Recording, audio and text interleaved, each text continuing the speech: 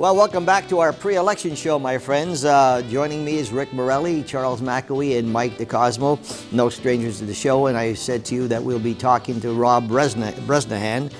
He's on the phone right now. Rob, good morning. How are you? Good morning, Sam. Thanks for having me on. My pleasure. We did try to get Cartright, but evidently he thinks our viewers, or his advertising campaign thinks our viewers are skewed Republican, so they're not interested. Anyway, No, they're skewed for common sense, Sam. That's what they are. Well, geez, you said a bad word, Rob. You're using that common sense thing. Okay, come on, stop doing that. Well, Rick Morelli's here, and I have a question they have for you, each one of them, and then I'll have one for you. Rick? Yeah, hey, Rob, thanks for joining us again today. I know you're busy out there on the campaign trail. My question is I know in your region where you're campaigning, you have Luzerne County, which is turning Republican, but you also have a big chunk of Lackawanna County who is strong Democrats. What are you seeing up there in Lackawanna County? What are the top issues to those individuals? And what do you see are some of your challenges or some of your strengths up there?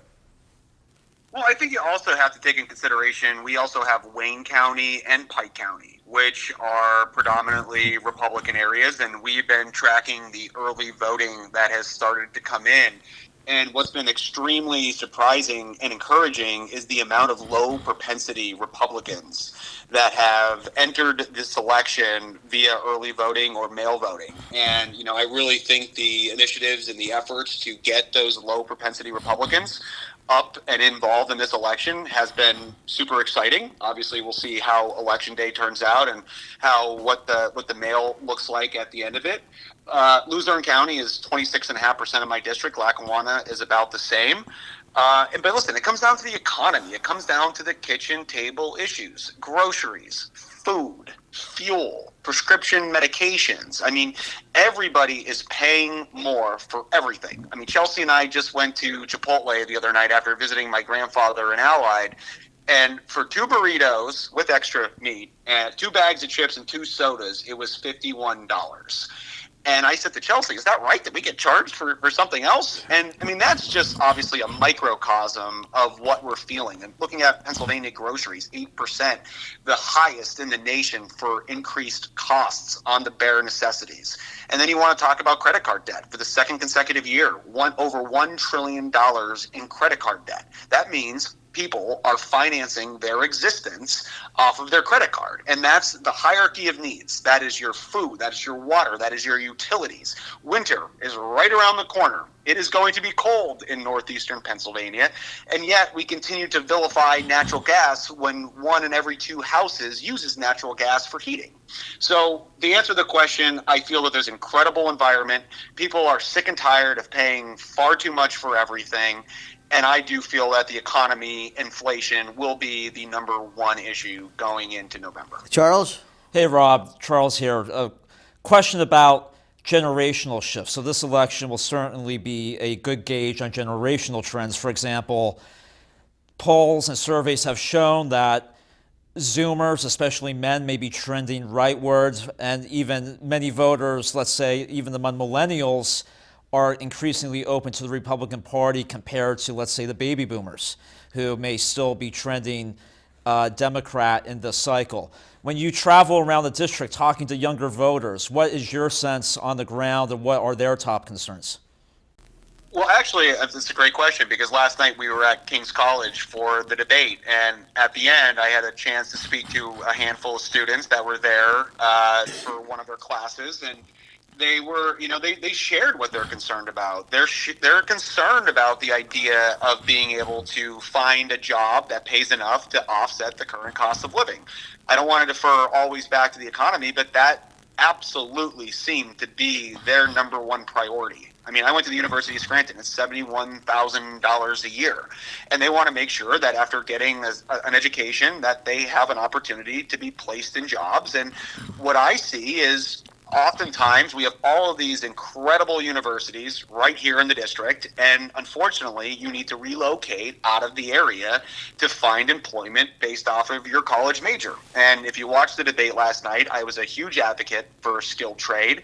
Electricians, plumbers, carpenters, these are jobs that we will always need, but they're thinking about looking at rent. They're thinking about paying property taxes. The idea of buying their own home is just such a distant concept for them. And it's alarming. I mean, that was what we had a conversation about. Obviously, talking about student loans and the cost of universities and making sure that these universities are pooling our students and working with the private sector to make sure that on day one they're ready to be placed into a career and the colleges have taught the correct curriculum to suit them for the job. But obviously they're just concerned. I mean, it's when you're choosing between rent and food, that is a scary time in this country. Mike? Rob, I did watch the debate last night, and after watching the debate, I think I want to go back to diesel mechanic school when you told me $50 an hour. These jobs are going begging in your company. So again, the point you're hitting, these are the kind of jobs that we have to really educate our younger people for. But again, numbers man, Rob, I was talking, and I hope I'm not disclosing any confidentiality here, but with Jimmy Bognett this week. And Jimmy knows working for the polling company out of Washington right now, and some interesting numbers, but he said Donald Trump in this race, it looks like he's running about 3 to 4% higher in your district than he did 4 years ago when he ran.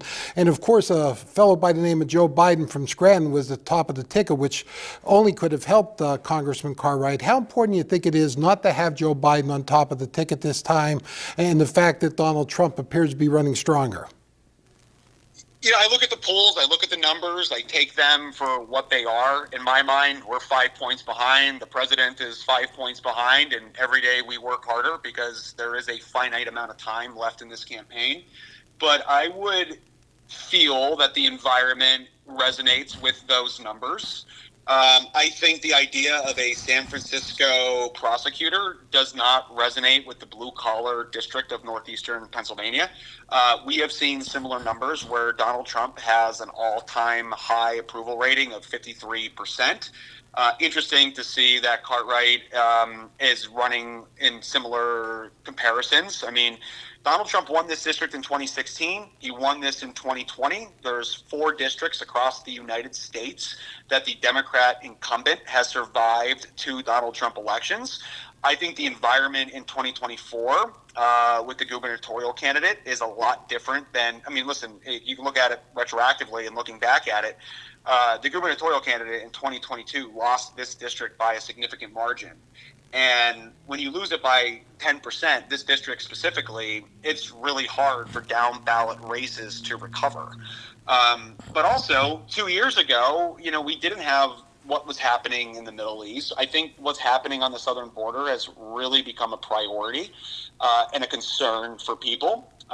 You're looking at the natural disasters and how people are, we're giving billions of dollars, hundreds of billions of dollars to illegal migrants, and then our own people are suffering. So, and that's really where I think the deep-rooted frustration is. It's, $10 billion to this country, $10 billion to that country, and I can't get across the Susquehanna River on a bridge that's been closed for 41 months. So the kitchen table issues, the people are, including myself, are frustrated. And this is going to be a change election.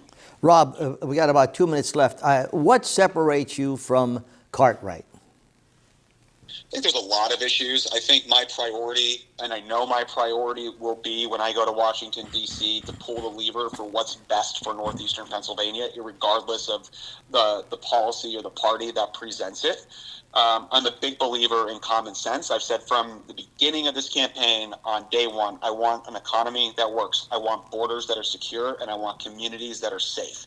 That is the foundation of a functioning society.